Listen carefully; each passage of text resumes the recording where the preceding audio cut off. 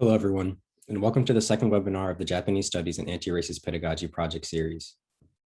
My name is Harrison Watson, a co-coordinator of this project, along with Rachel Willis, Sophie Haswell, and Professor Reggie Jackson. Before I introduce our guests, I'd like to briefly explain the format of this event and give some announcements. Your microphones and cameras have been disabled.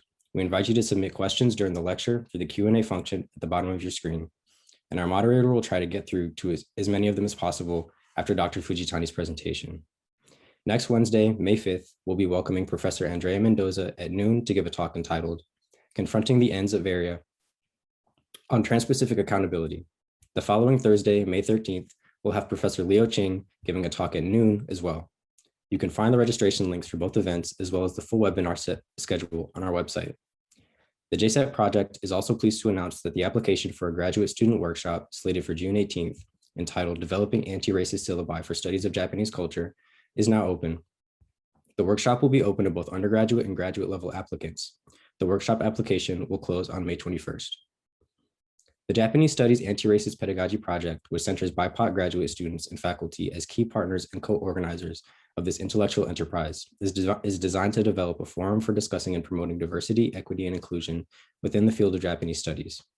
The project's aim is to enhance awareness and quality of teaching related to DEI issues within Japanese studies, with an explicit emphasis on anti-racist pedagogy as the basis for public-facing humanities research and professional development for graduate students.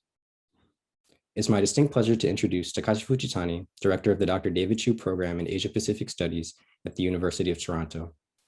Professor Fujitani holds a bachelor's, master's, and PhD from UC Berkeley and was a professor of modern Japanese history for 2 decades at UC San Diego. He's held fellowships and grants from the John S. Guggenheim Foundation, American Council of Learned Societies, and Stanford Humanities Center, just to name a few. Professor Fujitani's research focuses on colonial legacies, nationalism, race in the modern age, and cultural production, both in North America and the Asia-Pacific region.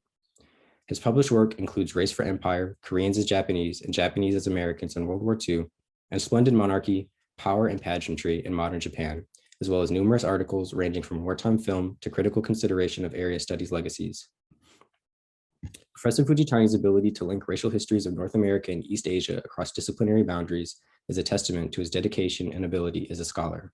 Beyond that, I believe that any amount of engagement with Professor Fujitani quickly reveals the uncommon depth of empathy, nuance of thought, and authenticity that has guided his path from Berkeley to Toronto. Please join me in welcoming Dr. Takashi Fujitani, whose talk is entitled Challenges and Opportunities for a Historian of Japan, Teaching About Race and Imperialism.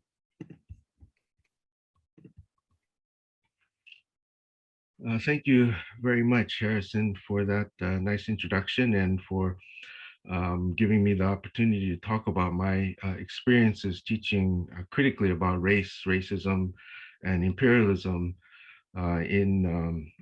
as a historian of Japan. And before I get to the talk, let me just say that, or presentation, let me just say that I really appreciate the initiative. I want to thank Professor Reggie Jackson, Sophie Hasso, Rachel Willis, and of course Harrison for conceptualizing what I think is a really important initiative on anti-racism, anti-racist pedagogy and Japanese studies. And actually, we have to deal with the racism in Japanese studies as well, which is another thing we might talk about.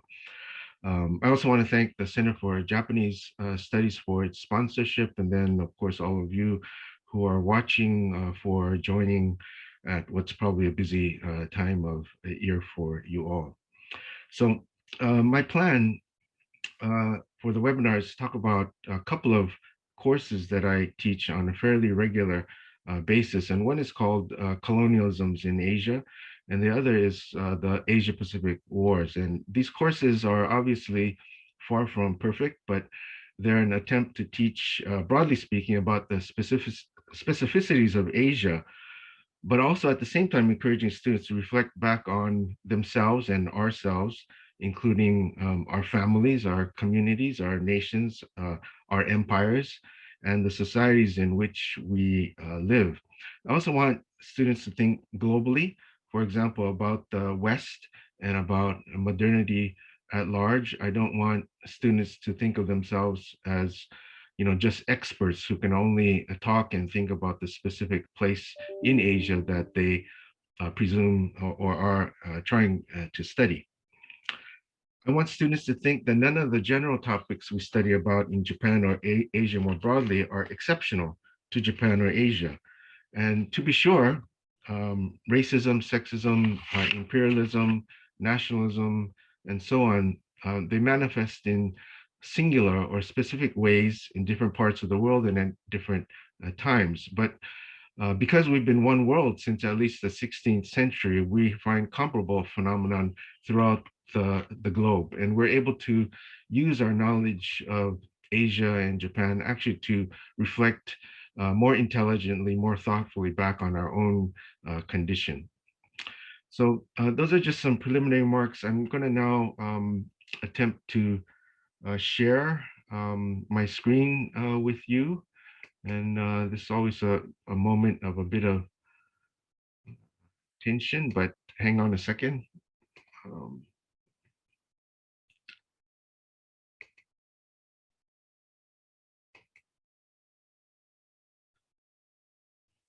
okay, so I'm hoping this is working. Let me know. Okay, so I'm going to start now. This is just a first slide, but okay, first let me talk about some of the challenges of teaching critically on racism, imperialism, and war. I added war to the title because I think it's so pertinent to much of what I do. Um, and first, I want to think about this split, unfortunate split between area studies and ethnic studies that we have in academia and in universities and colleges in which we teach.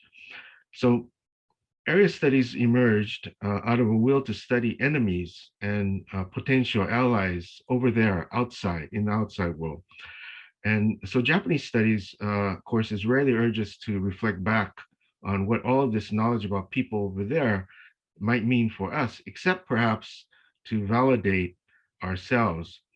In my research, as well as in teaching, I've always been concerned that when we teach critically about, say, Japanese fascism, colonialism, totalitarianism, right-wing nationalism, racism, etc., that students may feel, and I've seen this happen, that we're really lucky to be living in a country that believes in racial equality, or that we liberated colonies rather than oppressed them like the Japanese did. And of course, there are some students who don't even know that the United States and Canada as a sub-empire or part of the Commonwealth, a British Commonwealth, that we were empires, colonial empires, in fact.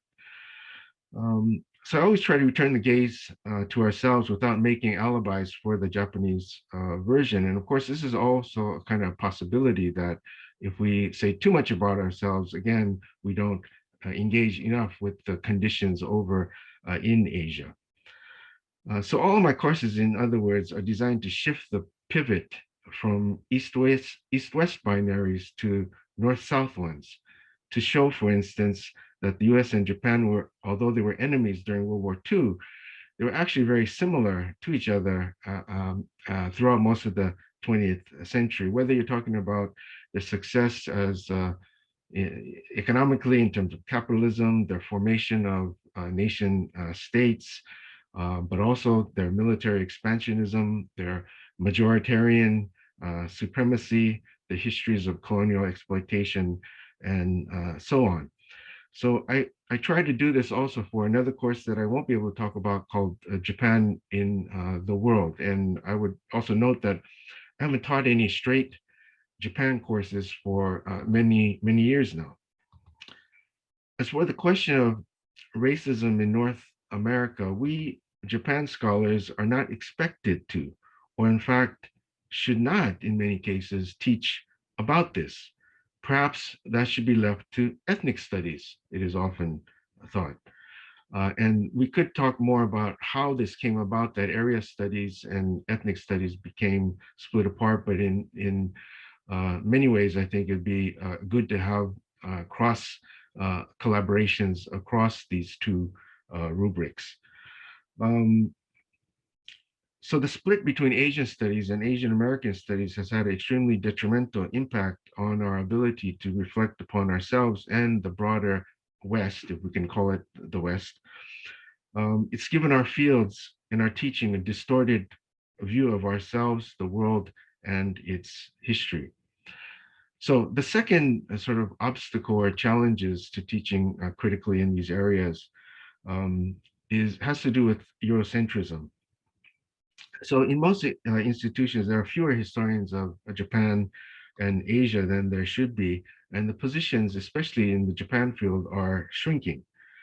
This means that we're supposed to teach um, about a lot about Japan, and you know it's a good thing, in fact, that many of us do, because Japan, as I think most of you would agree, is a very important part of the world that needs to be studied and taught.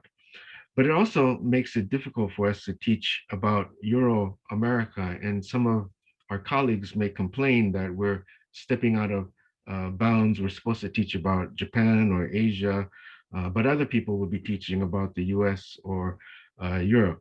And I find this really detrimental in many ways, but also offensive in some, in that in some areas of American studies, I think I've for example, Japanese American internment, I know quite a bit more than all of my other colleagues teaching in US studies. But anyway, my territory is supposed to be Japanese history.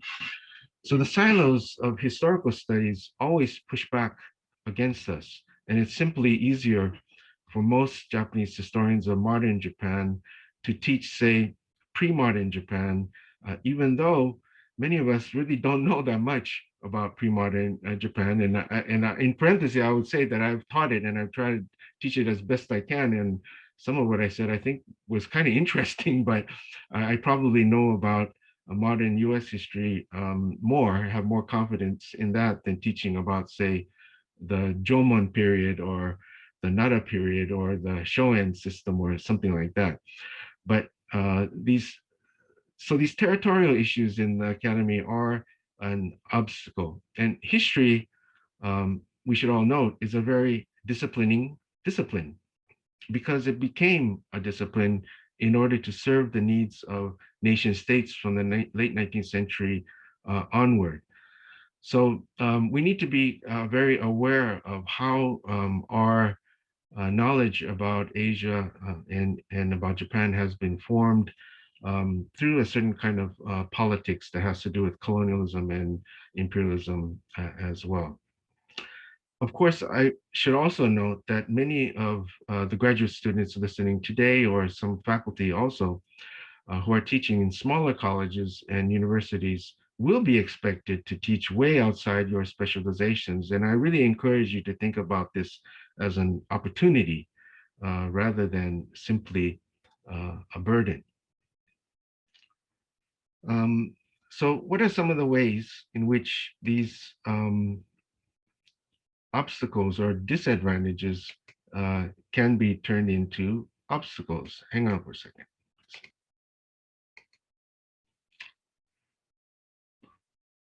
I think, you know, the fact that we have frustrations about the rubrics in which we teach makes it possible for us to help our students think critically about the formation of academic and teaching disciplines.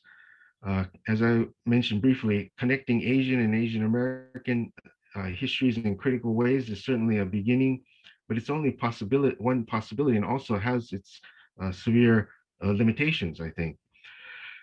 But I also think that students get more excited when they can understand the politics of knowledge that is presented to them, so that they can think critically about even the questions that are being asked, or the rubrics, the categories by which we study. They begin to think of other ways of organizing knowledge about Asia and about teaching about Asia. I also think there are opportunities for Asian studies scholars for and their teaching in terms of breaking up the universalism of Europe or the West, more broadly conceived. And Dipesh Chakrabarty, historian of South Asian, I'm sure many of you know, once talked about the asymmetry of knowledge between scholars of the so-called West and scholars of Asia. In other words, we scholars of Asia are expected to know a lot about the West, but scholars of Europe don't have to know much about the world outside of Europe. This means that scholars of the West, despite the fact that they're supposed to be the center of universalism, are actually very particularistic in their knowledge. So Asian studies scholars can be, but of course are not always, better poised than specialists of North America and Europe to think globally. So we need to do this, even though it needs a lot of hard work.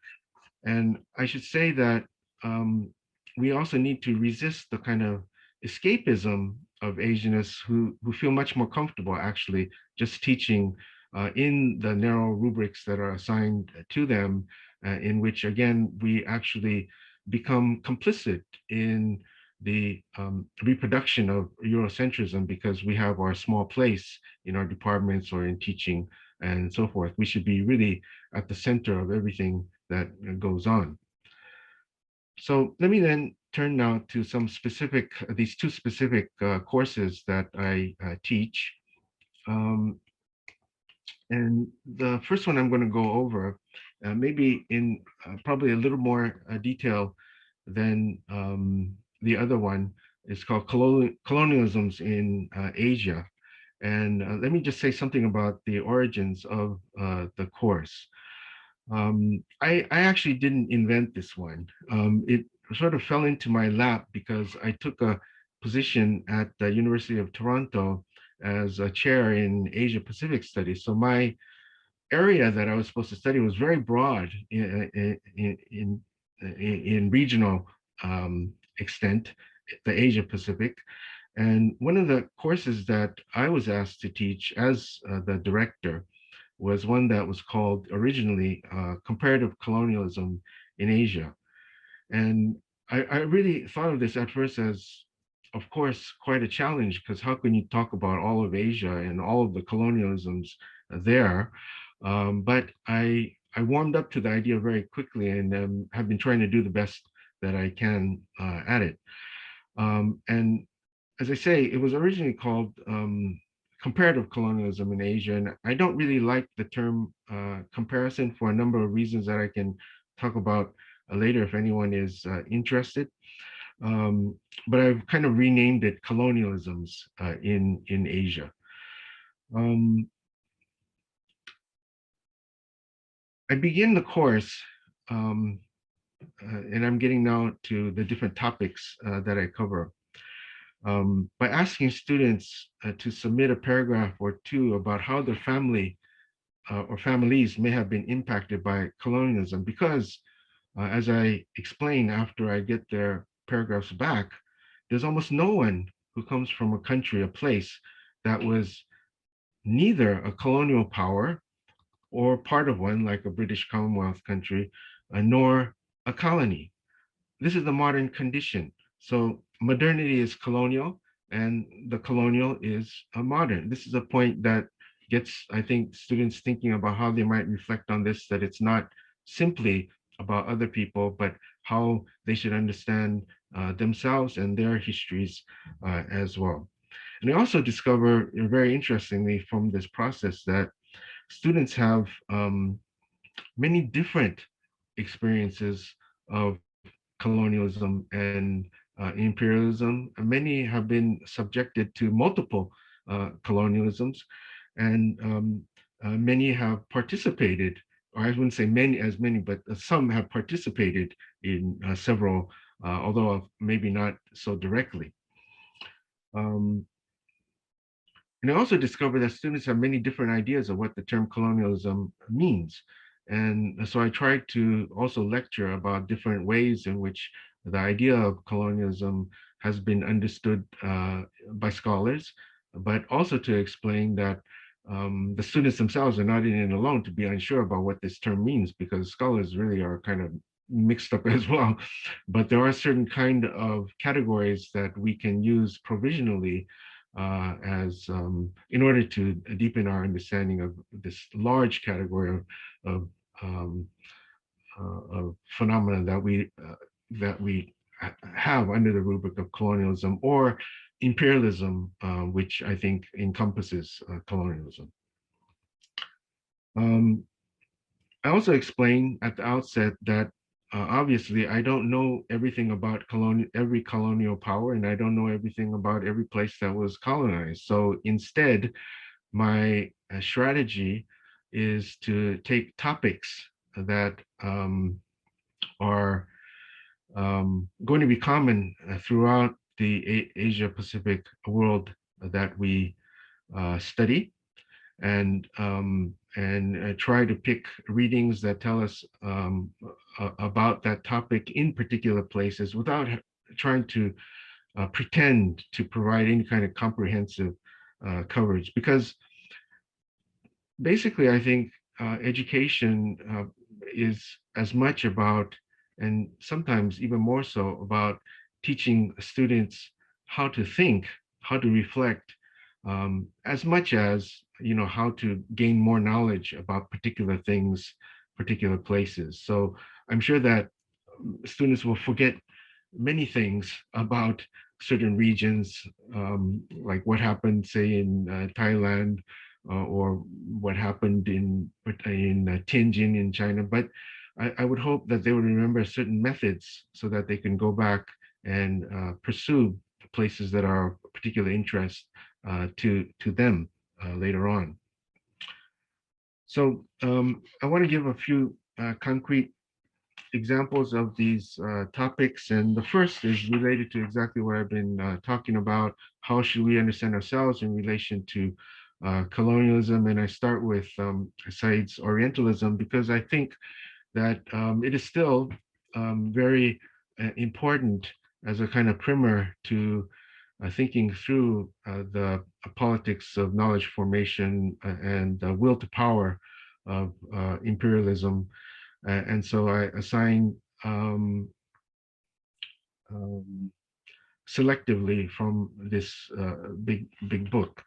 But also, I assign Chandra Mohanty's very important, groundbreaking piece, Under Western Eyes, Feminist Scholarship and Colonial Discourses, because I also think that the feminist perspective on imperialism and colonialism is extremely important, that it makes um, white feminism self-reflective as well.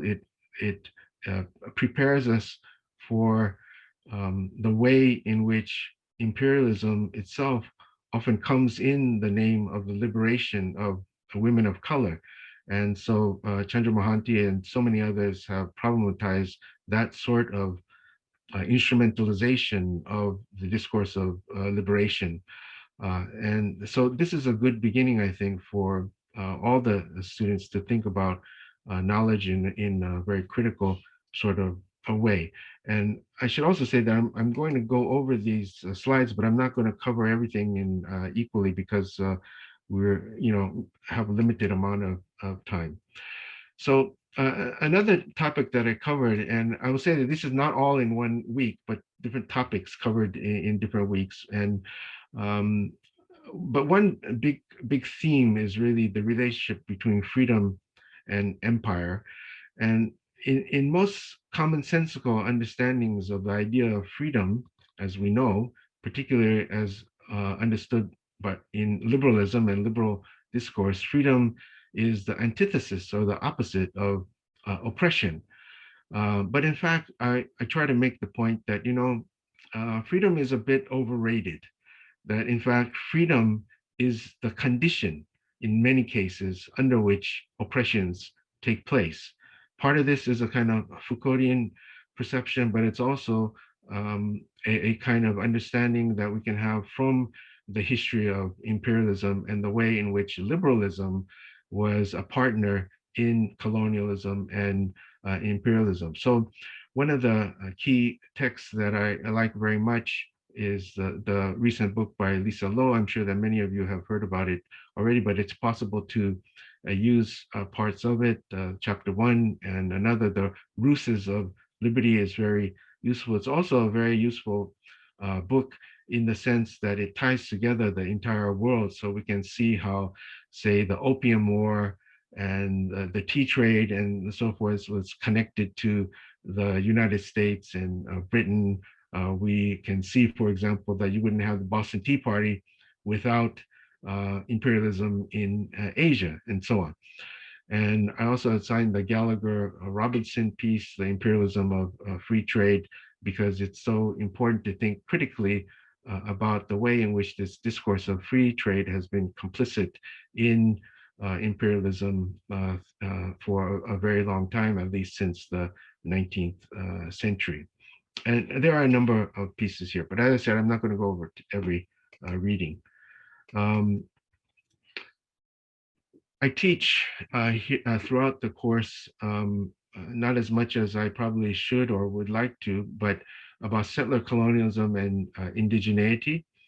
And I do so by making a kind of distinction between colonialism that focuses primarily, if not exclusively, on the extraction of resources, theft of land, and necropolitics, or killing over the exploitation of labor, although always alongside the exploitation of labor. This is the way that many critical theories have talked about settler colonialism, as opposed to a kind of colonialism which under which I would include the Japanese version, which actually was interested in developing infrastructure, in developing a disciplined workforce, not in total, obviously, but to some extent. So it's a matter of the difference between a colonialism that is strictly extractive to one that extracts, expropriates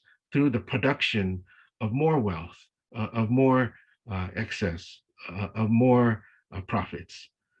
So, and at this time, particularly now in the moment of the so-called Wuhan flu or Kung flu or China flu, whatever those kind of racist terms you might often hear, I think it's really important to talk about the relationship between colonialism and disease, epidemic, contagious diseases. So I point out in this segment that we need to reflect and tell other people that, you know, most of these types of diseases have been spread by Europeans in their conquest of the non-Western world.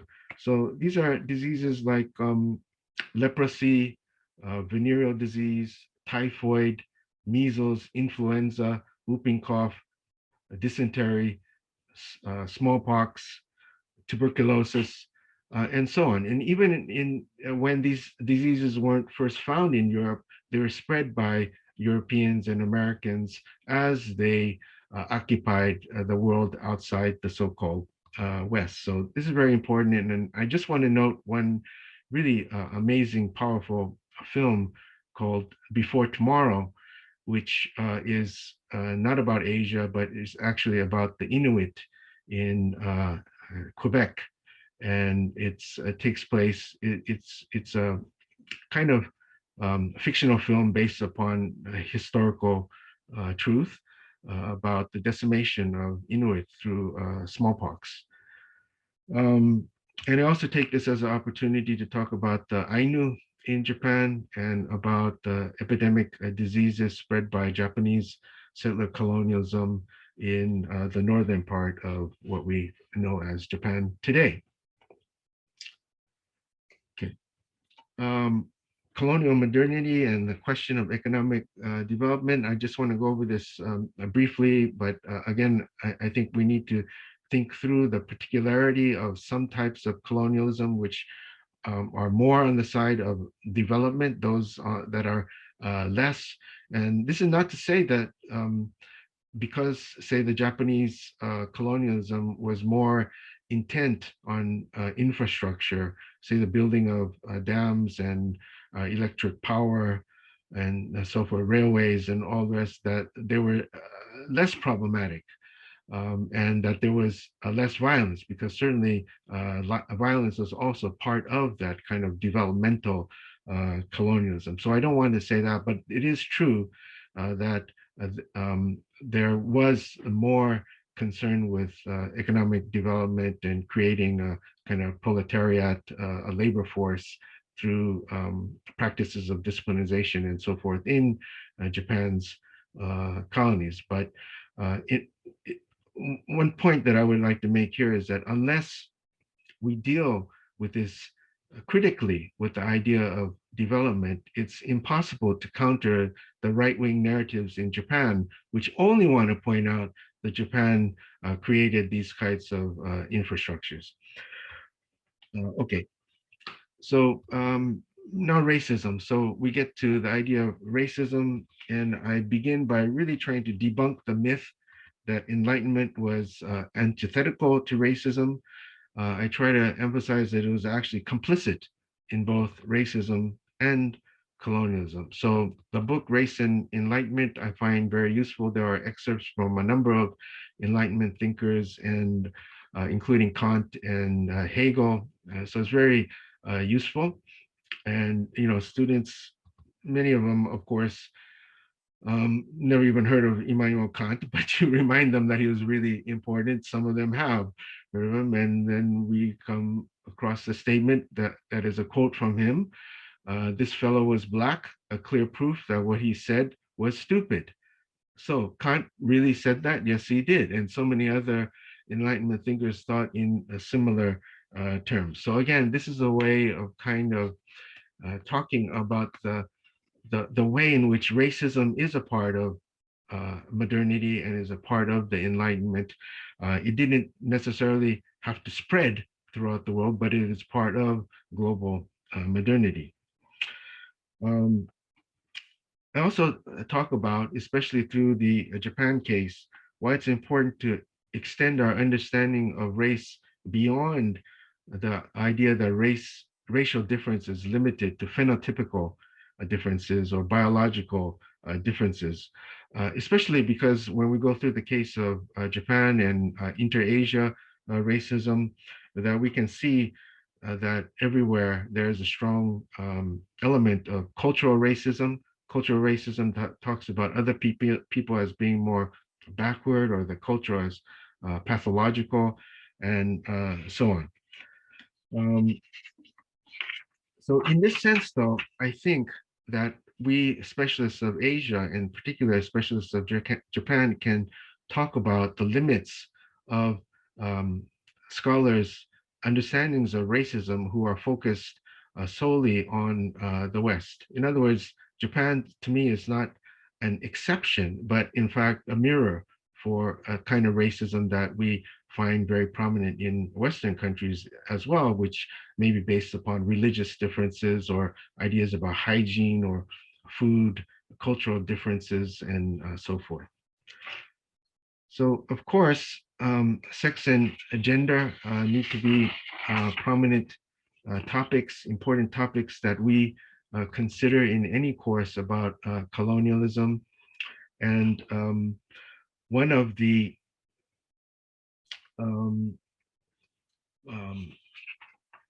prominent issues today, obviously, is that of the comfort women issue, and it's now become a global discourse. There's a great question why it had to wait until the late 80s into the early 90s to become considered globally, and that's something I also consider in the course. And there are a number of writings that are important for students to think through. I have them read the famous Kono statement, the official statement of the Japanese government in the 1990s that actually recognized the coercive aspect of the comfort women situation, but which has been kind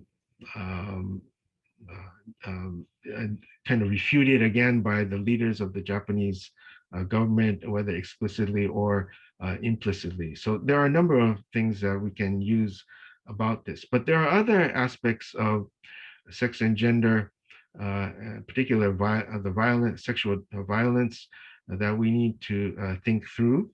And one is, how does this impact, for example, the comfort women issue, how does this impact us today?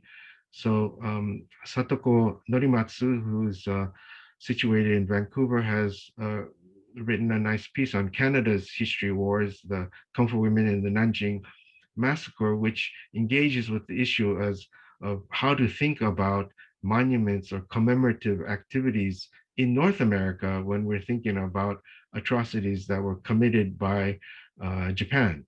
It's a complicated sort of issue, and people might also want to consider reading from Lisa Yoneyama's book, which talks about this issue in a very sophisticated and important way. But I also don't want to make our focus on the Japanese imperialism take away from the need to understand sexual violence committed by the U.S. military and other militaries throughout the world. So I take this as an opportunity to also think about the Camptown issue and how things might be different or similar to what happened with comfort women situation. Okay, so I have a little less time to talk about the Asia Pacific War course, but some of the issues have already been covered with colonialism, so I won't. I think I can be a little bit faster with this.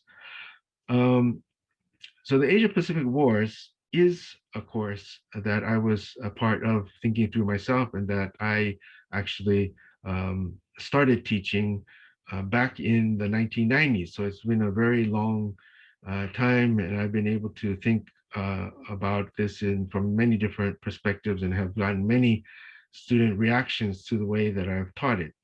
But the way that it was begun was through a first a conference and then a book project that I was collaborating with Lisa Yoneyama, Professor Lisa Yoneyama, Professor Jeffrey White. The three of us back in the mid 1990s wanted to do a conference on commemorating, so to speak, or to think about the end of World War II. And it seemed like a really important moment. There were a lot of commemorative events and symposium happening throughout the world. But our key themes were that we really wanted to focus on the issue of imperialism and colonialism. And we also wanted to recuperate the minor stories, at least from the metropolitan centers, of people that experienced the Second World War. So we wanted to recuperate the stories of African Americans, of Nikkei in North America, of indigenous peoples, including the Hawaiian indigenous Kanaka Maoli people, and so on. We wanted to address the issue of how colonial subjects experienced the Second World War, while at the same time uh, these critically engaging with the Central empires in the war, and we had mainly focused on the Japanese and U.S. Empires in the war. So this is all related to my own perspective on Japan and the US as very comparable empires, that it's only in the brief period from perhaps the late 1930s into the first half of the 1940s that the US and Japan really are true enemies, that for most of the rest of the period from the late, or I should say from the turn of into the 20th century onward, they've been collaborators in imperialism. So this course takes those kinds of perspectives. So if you have an opportunity, please do take a look at that book, Perilous Memories, the Asia Pacific Wars, and the parentheses S is in there to denote the fact that many wars were going on at the same time, that all people throughout the world and even in this region of the Asia Pacific did not experience the war in the same way. Um, I, I, I take some pieces from the Gerald Horne book, To Be of Pure European Descent and Asians versus White Supremacy, because I think it's really important to take his perspective on the Asia Pacific War, his critique of Western imperialism in Asia from the perspective of someone who has focused primarily on African American history. I think there's a lot to be learned from him, although I guess some people would argue that he doesn't deal enough with Japanese imperialism. He does to some extent, but I certainly try to do more in other ways. But I think this is very useful reading for students. Um, I, I, I begin the course by showing two different maps, and I point out that cartography is really important in part in how we think about the war itself and how we think about world history. So this is one opportunity to do that. If you take a look at, say, this map on the right, this is a book that's found in a kind of a general book on Japanese imperialism during the war. And this line here, I don't know if you can see very well, this line here is the greatest extent of the Japanese control in late 1942. So from here, you can see that the focus is on the Japanese empire. Now, the map on the left, on the other hand, is a map put out by the Army College itself. So it's an official map of the Asia Pacific region by people who were fighting the war, who really wanted to know about the lay of the land, so to speak, in terms of who is controlling what.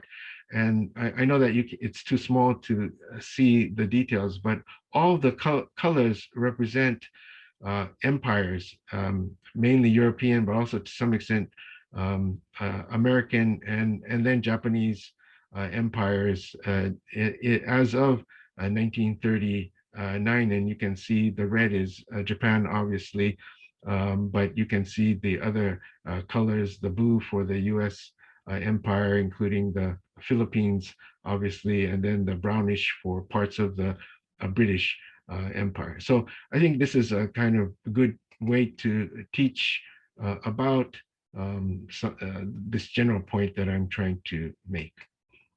Okay, so from imperial collaboration to conflict, I've already kind of covered that one, so I'll just go very quickly onto the next slide. And this is very important, obviously, for the theme of this anti-racist pedagogy seminar and series, which I call, roughly speaking, Between Equality and Difference. And I talk at some length about Okinawa, Taiwan, and Korea. And I think it's very important for students to get a more subtle understanding of colonial violence and colonial discourse, to understand that it's not only about straight, all-out, vulgar, segregationist, violent, apartheid type um, policies toward the colonized. That would never work for colonial powers over a long period of time. So in most colonial empires, there's a kind of discourse of some sort of equality between the colonizers and the colonized. It could be about humanism, that we're all human, so the colonizers have a duty to uplift the backward colonized, or in the case of Japan, it could be about commonality as Asians, or it could be about the commonality of the ancestors between Koreans and Japanese, between people in Northeast China and Koreans, between Mongolians and Koreans and then Japanese. So there are these discourses of similarity or sameness. And so we need to think about how those are not the opposite of discourses of difference and colonial hierarchies, but actually how they supplement the colonial difference. So I think there are some writings that I could point out here, but Tomiyama Ichiro has been one of the most influential, I think, writing in the Japanese language on um, Okinawa. His writings certainly are not perfect, as some would say, but I think this piece here is a very good one in talking about the ways in which Okinawans were mobilized for the war effort, but also discriminated against, and why they suffered during the land invasion, and then continue to suffer today in order to preserve the peace, so to speak, of Japan. So the way that I talk about it is that um, Japan's security is based upon racism.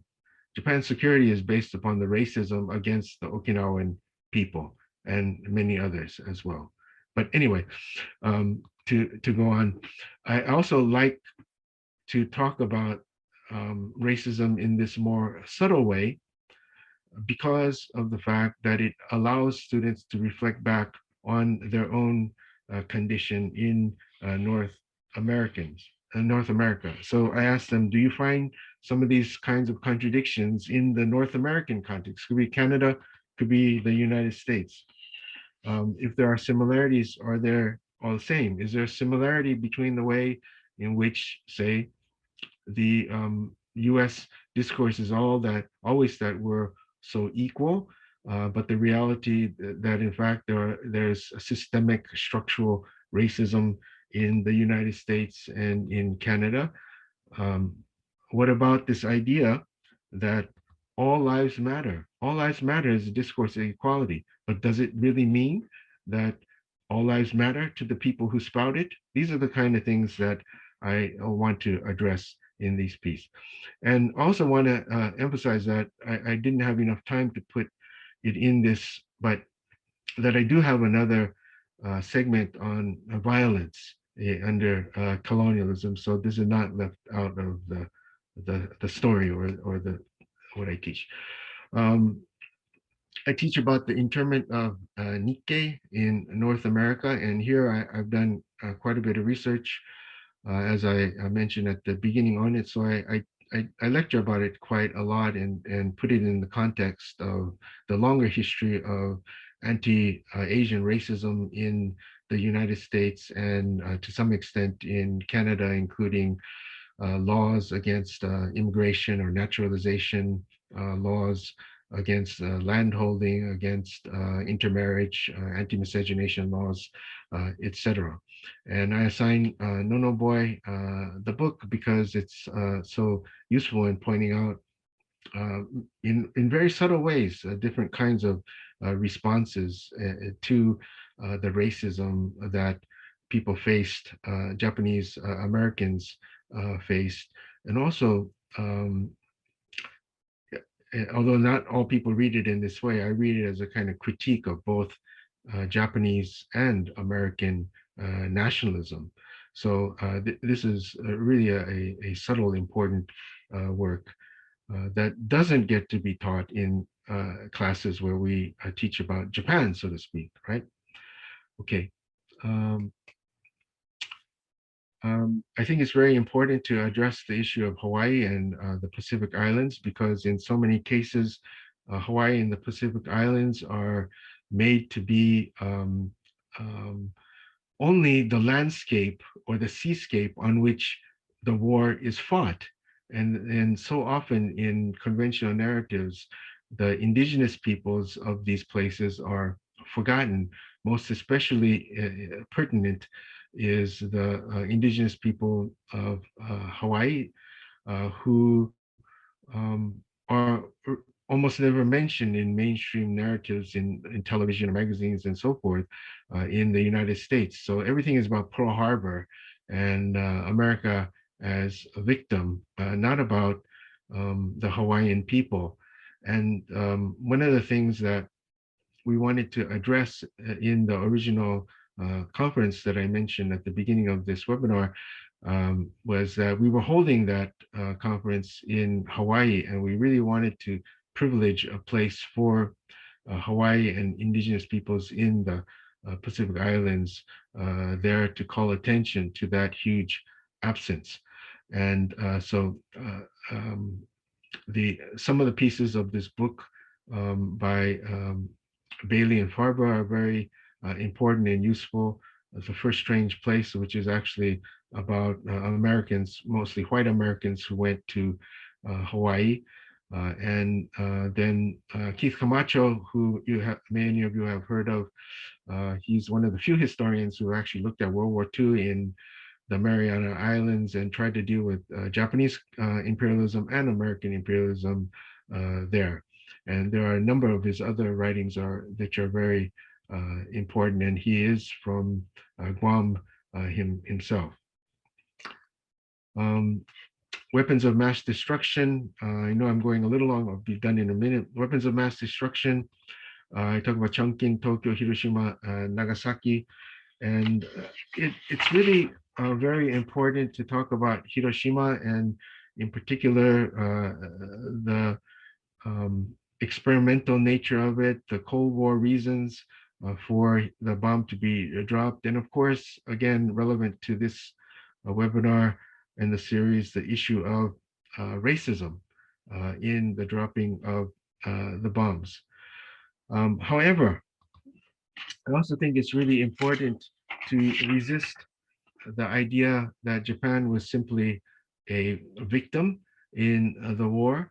So I think it's important to think about the atrocities committed by Japan, and in connection to weapons of mass destruction, the fact that the strategic bombing of Chongqing by the Imperial Japanese Army was preceded actually Hiroshima and the fire bombings of the cities in Japan. So this is not to say that we don't have to be critical of fire bombings, and in one sense, the relationship of the fire bombings in Tokyo to the napalm bombings, in the use of napalm in Vietnam, but also that we need to think and that we need to be critical about the dropping of nuclear weapons, but also that we need to think about this different dimension and the racialized reasons for the dropping of bombs. And it is a good point to note that actually the first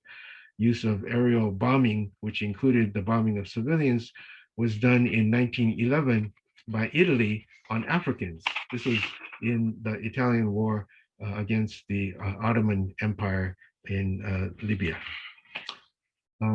So I think that's it for my, oh, I have one more. So just briefly, because I've talked about the war and sex already, but I do again want to think it important to think about the comfort of women issue, the violence of it, and then to complicate it in some ways by also problematizing the masculinist patriarchy that's a part of the comfort women system, but the Japanese side of it, as well as some aspect of it in Korea, as well as the US case, the mobilization of sex workers by the US military during the Second World War and after. So this is a reason why I take the piece from Hegarty, and the patriotoots is not a typo, but patriotic prostitutes, obviously. Okay, so I think that's it for my presentation, and I will stop here and I will await your questions. So hang on a second, I'm going to end the show and also stop the sharing. Okay, are we good now? Yes, we are better than good. We are great now. Okay. Thanks to your presentation. Great. Thank you so much, Tak, for that really stimulating presentation. Folks that don't know me, I'm Reggie Jackson. I'm director of the Center for Japanese Studies and also associate professor in the Department of Asian Languages and Cultures of Pre-Modern Japanese Literature and Performance. And I was already excited before we began, but I'm even more excited now. and also deeply envious of your students to be able to take classes like this. I don't know how the world would be different if we were all kind of privy to taking, those of us who are kind of so-called scholars in the field of Asian studies or Japanese studies, if we kind of had curricula like this. But part of the project with the Japanese Studies Antiracist Pedagogy initiative is to try to imagine that. And so I think, I'm really grateful to you for being so thoughtful and so thorough in describing not just what you're teaching, but the kind of rationale for that. And I really appreciate, moreover, some of the things that you're suggesting about, to encourage a kind of critical self-reflection on the part of students. The assignment, even, I think we can take a lot from of having students, as a first assignment, kind of consider colonialism in their own lives as a way to anchor some of those discussions later on. There's a lot of great tips here. So I wanted to say too, there was a question that I've answered from someone thanking you, first of all, talk for all of the readings you're giving and asking if they might be available somehow. And I just said that we'll try to include some of those sources and resources on the JSAP website. So people that are wondering about, at least in some kind of form, so some of these things, so that people have access to them who want to teach with them. So we have questions, and it looks like some more are coming in. So those of you haven't already done submitted questions and would like to do so, feel free to add those to the chat, and we'll try to, to the Q&A, and we'll try to get to those. But I wanted to start with a question from Jessica Harada. And Jessica, glad to know you're out there. And Jessica has also applied for the graduate workshop, our first applicant. So we want to thank you for that as well. Who's doing really interesting work on intersections between kind of Japan and Latin America, particularly Mexico. And so Jessica says, thank you so much for your talk. What are your thoughts on incorporating Latin America in the broader framework that you propose of Asian American studies, which cuts across disciplinary and geographical boundaries? I would also like to hear your thoughts on Eiichiro Azuma's contention that Japanese colonialism is characterized for being borderless and adaptive through what he calls transmigrants. In what ways do the stigma of being fifth columns, enemy aliens, and agents of empire still haunt Japanese Americans and Nikkei in the Americas as a whole, including Latin America, as a result of these perceptions of Japanese imperialism and colonialism? Okay, these are really great questions. And the second one in particular is a very difficult one. In fact, Eiichiro's recent book is in the series that I edit, so it's very close to home to me. So, but let me start first with Latin America. And obviously, I think it's extremely important to do as much as we can when we're thinking about even just the Trans-Pacific. We tend to leave out Latin America. We tend to leave out Hawaii and Pacific Islands. And I think it's really important to reflect on why we do that. We also leave out Alaska, the Aleutian Islands, the questions of indigeneity there. So when we think about the Trans-Pacific, we always need to be really open to trying to be more inclusive in our teaching. And there are two issues. I wish I could do more. I did do quite a lot, I think, and it's really hard to catch up on all these things. I do mention in brief the fact that Latin American populations, particularly in Peru, were also interned and even some sent to the United States as part of a kind of hostage deal. But I don't have enough in me to do a lot more on that front. But I think it is really important, and that would be another way to extend this idea of the Trans-Pacific, as well as the thinking about the linkages of Asian and Asian America in a very broad sense, and which would also include Canada, by the way. So Latin America, Canada in the teaching of the United States is often left out, although both are extremely important in the foundations of what became U.S.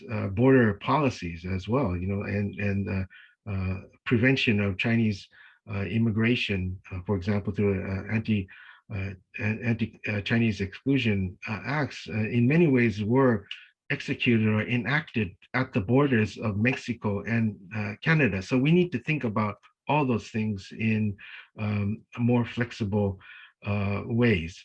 And one cautionary tale or note about that, I think, is that we also, in my view, need to resist the possibility of a kind of identity politics around Asianness, right? That we shouldn't only include Asians when we think about the Trans-Pacific, but all the other communities of color, especially, or marginalized communities that also might be relevant to our understanding. So I'm kind of wary, not completely happy with a kind of move that simply likes to be inclusive. But always, I want to have a kind of excess beyond that. Like what is the relationship in Latin America between, say, the more privileged Nikkei, how the more privileged many Nikkei have become, say in Brazil, as opposed to some of the other people there. And look at it in terms of the relationship to the indigenous people. Or when we think about settler colonialism, how can Asian people be both victimized by anti-Asian racism, but also victimizers as part of settler colonialism? And this is one of the perspectives, I think, that has been so important in critical indigenous studies these days. So I try to bring some of that perspective, and of course we can't do it all. So really, as I said at the very beginning, I think the biggest thing that we can do, the most we can contribute to learning, is teaching about how to think about these issues, even more than giving concrete information about those places. Although, of course, I don't want to minimize that either. Now, in terms of Eiichiro's work, I did point out to him quite some time ago that there is a kind of danger here, because if you say that some of the first people that came to the United States were an extension of the Japanese Empire. This is how Fukuzawa Yukichi thought of it, right? That the first group, the groups to go to California, say, were thought to be part of the Japanese diaspora that could contribute to the expansion of the Japanese Empire. So there is a danger to that, because in one sense, you could say it would validate the kind of fear of unassimilability of Nikkei and so forth. But I think it's really important to look at that problem in the eye, so to speak, in order to come up with a kind of way of teaching about it that is able to critique that dimension of the Japanese diaspora, while also talking about the anti-racism against Asians. So one of the things that Eiichiro does point out is that this may have been one dimension of the diaspora, but most of the people who were part of the diaspora didn't think in those terms. However, those who maybe were convinced to join in that Japanese imperialist project were convinced to do so exactly because of the racism that they faced, right? So we know that this is the case, for example, of Hawaiians or other people, Hawaiian Japanese or Japanese in the West Coast, who decided, I'm done with racism in the United States. I'm going to be part of the Japanese Empire in Manchukuo, because then I'll be at the top of the racial hierarchy, not at the bottom of it. And that was a real allure. So we need to not ignore those things. We need to address them, because if we don't, then other people are going to pick up on that, and then we won't have an answer for it. So we need to think critically about these things. Yeah.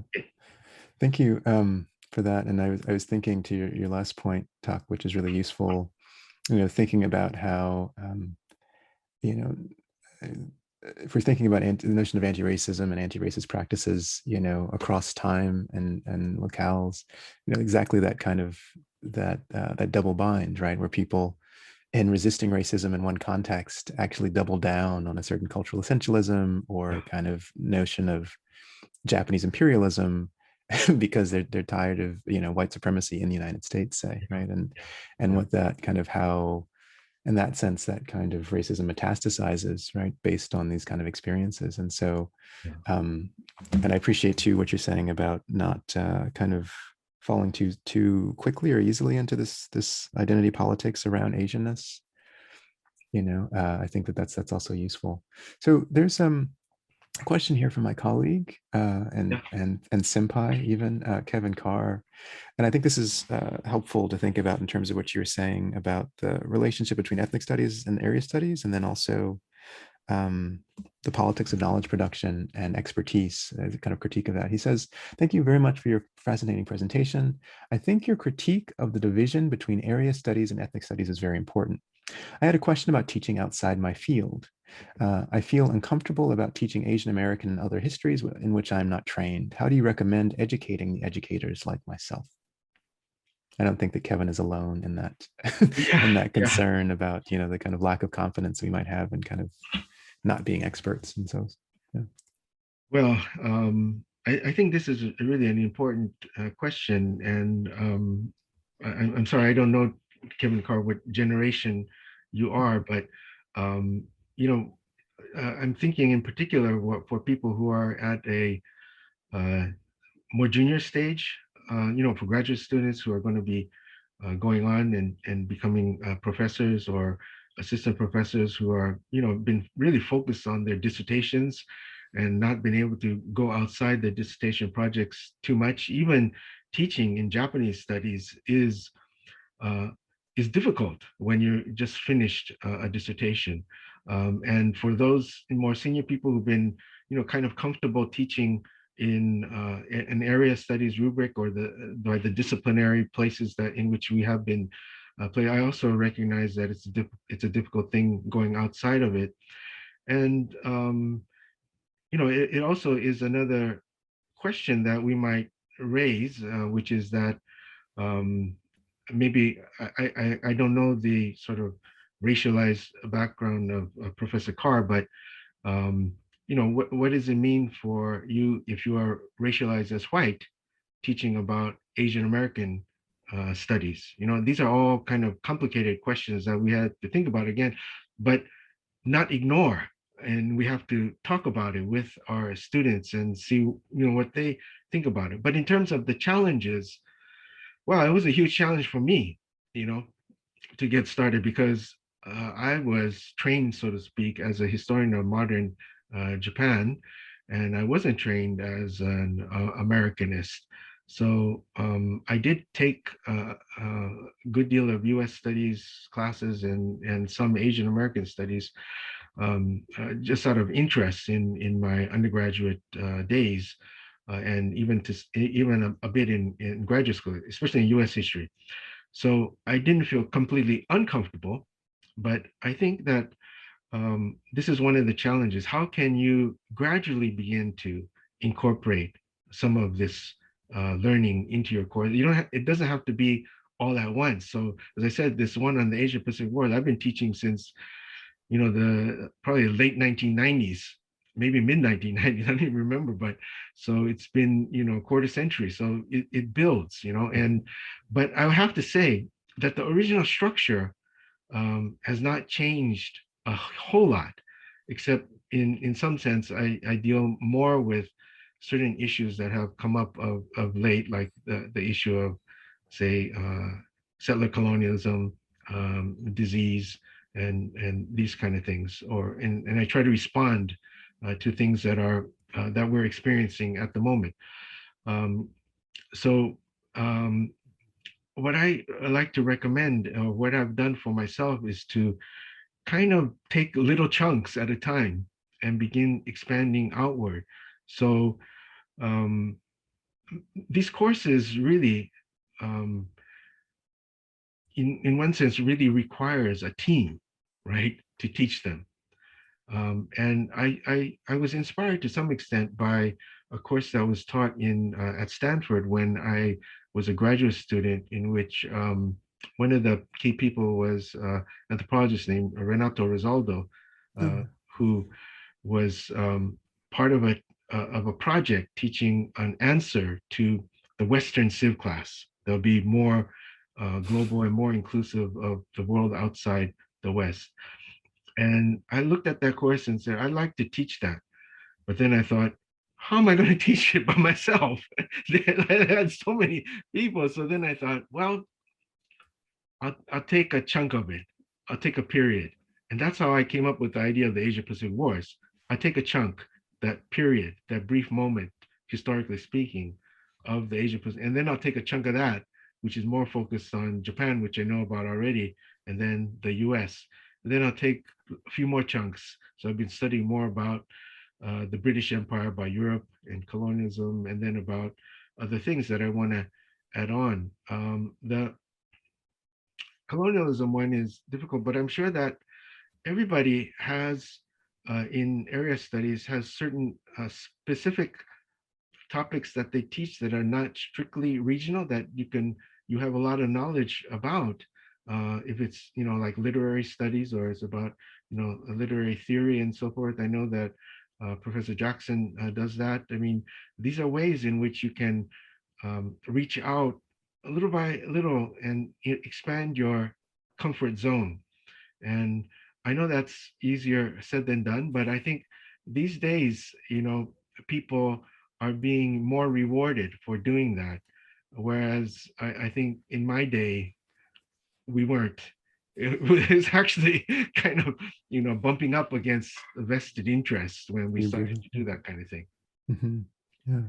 No, thank you so much for that. Hopefully, and I wanted to read that one partially because I don't doubt that many folks in the audience, either kind of folks who are tenured professors like Kevin, or graduate students and so forth, or educators at different levels, are kind of thinking about that. And I think that particularly with this kind of material, when I say this kind of material, I mean about racism, or about potentially so-called sensitive issues, I think that there is a kind of this kind of self-fulfilling prophecy about not wanting to get it wrong, and so one understandably, I think, shies away from talking about these things, or not one, or if one is not in a minoritized position, feeling particularly sensitive or frightened about doing that. And I really appreciate what you're saying about doing it piecemeal, so gradually. And I was thinking too that there's a way in which the university, as it's configured, really sets us up for failure in certain ways, right? Because there's so much about credentialing oneself and proving expertise that is airtight in all these different ways. And then after that, after you've kind of proven yourself, then it's like, let's be interdisciplinary, or let's, and we're not equipped. We're Yeah, kind of, I think, we're not really able to do that really deftly. So I think team teaching, what you're yeah. suggesting, is one way to do that, and then moving in kind of small pieces and revising consistently these syllabi, which I also appreciate your pointing out. Yeah. I also think, that we need to be honest with our students, that we don't know it all, and Mhm. we're trying to add new things. Mhm. And, help me do that. Yeah. Help me, tell me what else I can do. Tell me Mhm. where else I can go, and tell me if you actually know more about this particular thing than I do. Mhm. Yeah. So I think that kind of pedagogical honesty is also very important, even though Mm. I know that at an early stage of professors' careers, they sort of have to kind of prove themselves, especially, if you're, say, a woman of color, Mhm. that doesn't automatically get respect in the classroom. Mhm. I know that it's maybe hard to prove your authenticity. Mhm. Um, and I know it's not only women either in that position, but Mhm. um, I think honesty is the best Mhm. medicine for that. Yeah, Yeah. yeah. I And think it's also about the oh, thing about authenticity, mm. I had no authenticity to teach pre-modern Japan. You know, I knew more about recent U.S. history than I did about the Shoen system or about Shotoku Taishi. So, but because which of the way which that Kevin wrote, Kevin wrote a book on. oh, no, yeah. Oh, I see. Sorry, Kevin. So I should have had you on my team. But anyway, these, so um, it's always a challenge, and wherever you start. And Mhm. I think in particular, if you're going from Asian to Asian American, the the path there is not as long as hard or as hard as you might think, especially if Mhm. you do it in this modest way in which you Mhm. just begin to open up the issues and learn from the process. It's such amazing advice, and it strikes me too, just quickly, that that what you're saying about the humility and engaging students and this as kind of co-producers of knowledge, or kind of in a collaborative fashion, and moving away from this notion of expertise where it's so hierarchical, is also very much kind of, I think of as aligned with like Black feminist ideas about flattening that kind of that structure, right? And trying to, you're saying, kind of be honest about what one doesn't know as the basis in some ways for inquiry, as opposed to this kind of dirty secret that will somehow kind of undercut knowledge production. So let's move ahead. There's I think this one is actually famous last words. I want to combine two questions from Sydney Liu and from Crystal Chung. Both, thank you for your insightful presentation. And they're asking about dropping comparative from the original course name. Yeah. So Crystal Chung writes, you mentioned that in many ways, Japanese colonialisms were similar to that of the American Empire, but also at the beginning of the presentation that you've decided to drop comparative from the course name. Wouldn't comparative colonialisms put different colonial practices in relation with one another? Okay, and so this is combined with another one says, thank you so much for the Sydney for the wonderful talk, says Sydney Liu. Could you please elaborate a bit more on why you wouldn't like to use the word comparison? Thanks. Okay.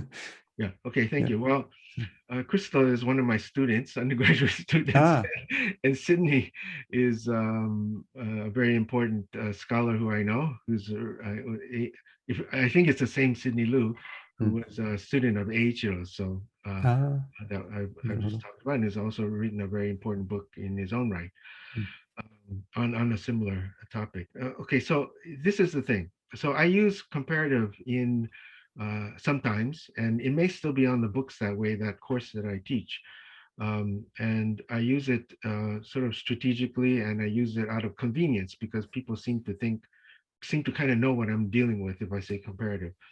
But why I try to avoid it as much as I can is for a couple of reasons. Generally, the comparative method is one in which we put ourselves up on at some kind of transcendent Archimedean point, and then we take two things and then we compare them to each other. So we stand up there like, there's this book on colonialism in Japan, part of the 3-volume series from Princeton on Japanese colonialism, Japanese imperialism. So I feel it has some of that in it. I'm not condemning all of the works in it, but it has that posture of we occupy a transcendent position, and then we're going to think about Japan, and in the end, we're going to think about how Japan can be compared to other colonialisms.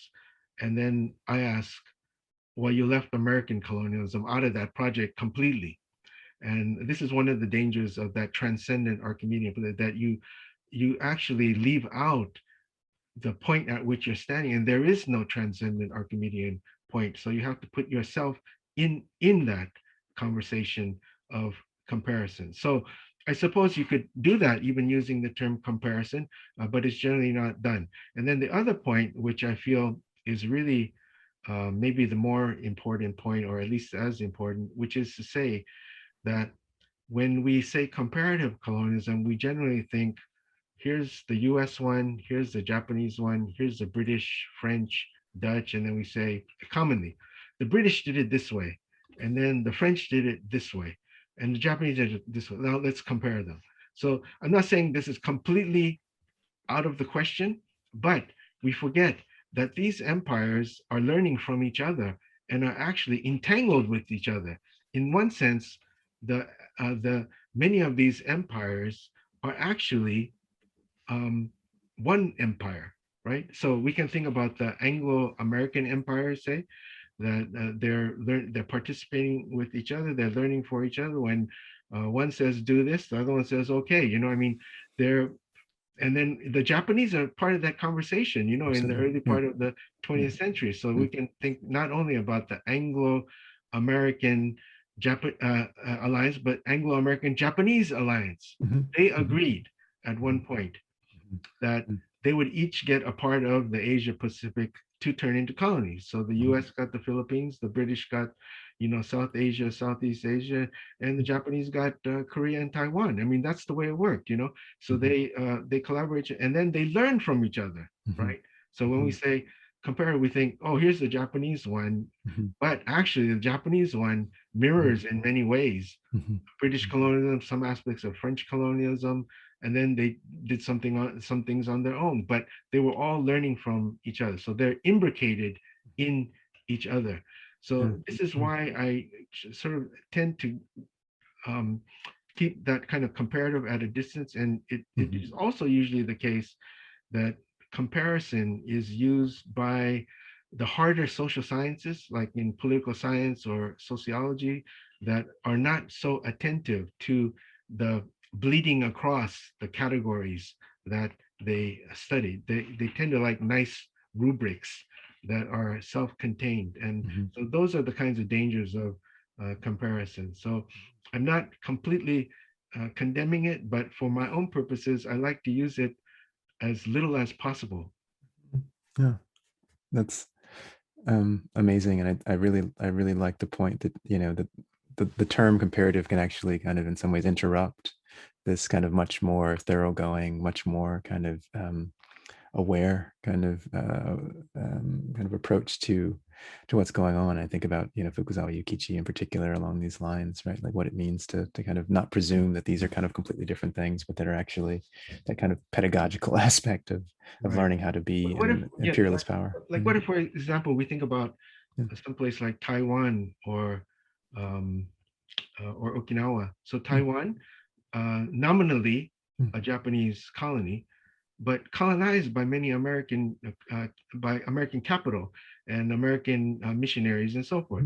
And with Okinawa, you think, okay, here's Japanese colonialism, but in the post-colonial period, Okinawa is subjected to American and Japanese imperialism at the same time. So how can we compare them when they're the same thing? Exactly, yeah. And that's I mean, that's a nice seg just to kind of shout out Anne-Maria Shimabuku's work and her book Illegal on Okinawa. She'll be one of our presenters later on, and is doing great work about that intersection and problems about that. Yeah. So technically we have 5 minutes left, but there are two questions I wanted to try to get to, and let's try one, because I think that might be more feasible. So this is from Hiromi Mizuno, who says, thank you so much for this fabulous presentation and great resources you shared. How do you incorporate post-empire / World War II global development into your teaching of empires and wartime racist atrocities, etc.? In my course, Global World War II, you may remember perhaps, I still stumble about the rise of the global, quote, Holocaust memory after, say, the 1960s, 70s, and a contrasting decline of nuclear threat discourse, Hiroshima, Nagasaki now. This is not a question about, quote, comparing atrocities and racism. It's about how you approach the memory industry and incorporating the topic of racism and war atrocities from the very present, when both anti-Semitism and anti-Asian racism, I think, are unfortunately going strong, but don't necessarily have the same memory genealogies and industry for us to pedagogically use. So sorry if this is not formulated well, but I think basically about the memory industries and kind of how that relates in terms of different types of atrocities getting more or less kind of notoriety, say. Yeah. Oh, well, this is so complicated, and I sort of hesitate to start because I'm not that confident, and I also might talk too long at the same time. You have 3 minutes and 40 seconds. Yeah, but what I would say is, we all do the obvious, right? Which I think, I'm sure you do in your own work as well as in your teaching. But the impact of the Cold War and the way in which the Cold War reframed memory or limited what could be remembered, including one of the keys of being the comfort women issue, so that it didn't really become a global memory issue until the very end of the Cold War and into the 1990s. So, I start with that, and I do use the film, what was it called? By Ria Tajiri on the Nanjing massacre. The Emperor, I I forgot right offhand. But anyway, I do use that film, which is very good because partly what it does is it talks about first the difference in Nanjing itself by class, that the rich people actually ran away, and then it also talks about the other issue, which is the American cover-up during of the Nanjing massacre, and then we could extend that to biological, chemical warfare testing, and so on. So I like to really talk about that, and I also talk about the sort of racialization of uh, human atrocities. So why is it that the comfort women who were primarily Asian did not become a human rights, human atrocity issue? Because they didn't count fully as human beings, because they could be sacrificed. So I bring up that dimension. Why is it that the most famous comfort women are the Dutch women? Before this thing blew up, are the Dutch women in the Dutch East Indies, and why is it that there's a movie made about them? So there is again the problematization that we can make about both the Cold War and about the racialization of a memory. So I think those are some ways that we might be able to begin to address this question. I also think that it is true that sometimes we get a lot of pushback from the Holocaust, people who want to privilege the position of the European Holocaust. And that's one reason why I think there's a lot of activity in North America among diasporic Chinese. They say, well, we had our Holocaust as well under the Japanese Empire. Why is there not more said about that in the United States and Canada? And I think to some extent that's legitimate. The problem is when it turns into a new kind of nativism or nationalism. So we need to address all those kinds of issues. In the moment of, there are a lot of sub questions, I think, but how do we deal with this in the moment of anti-Asian racism in North America? I think we need to, one of the things we also need to do is talk about the long history of feminism and activism in Asia, that in fact introduce people to the fact that there has been this long legacy of it, and that people have been trying to bring up this issue for these issues of racism and colonialism and the intersectionalities for a very long time, but we have not been heard. And we need to deal also with the problem of, sorry, I'm going on a little long, but one more minute. We need to go on with the issue, continue to deal with the issue of Eurocentrism in the humanities, that we need to say, as I kind of suggest a little bit at the beginning of the webinar, we need to say, we deserve specialists who work on it, deserve to sit at the center of the table on these discussions, not at the margin, which is where we are generally placed. And this has been the problem. And I think Asianists have not been loud enough on this front, precisely because of Eurocentrism. The Asianists are just happy to be at the table, let alone to claim a central role in rethinking the humanities. I think we have a position to do that, as well as I think Asian Americanists have a position right now to do that, especially if one of the unfortunate good things coming out of this anti-Asian rise is that it's now become more prominent, although all of us who are Asian or sensitive to Asian issues know that we've been experiencing anti-Asian racism all along. So I think this is a very good moment to do all of those things. Sorry, it's not really answering your question fully, but I did what I could. Yeah, no.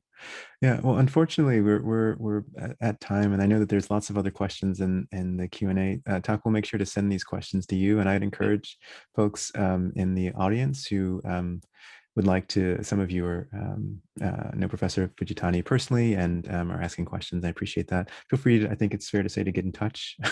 And although he's a busy man, he will try to find time to continue the conversation. And I would also say that a lot of these questions about questions of activism, for instance, or there are a couple questions about how to kind of think about this moment, I think, as an opportunity and to kind of use this, some of the things that you're talking about in terms of awareness of race and racism, to kind of connect that to, I think, an energy at the moment, an awareness around anti-Asian racism in the United States in particular, to do things better. And I think that this has been a really great, you've given us a lot of tools and resources to think about that.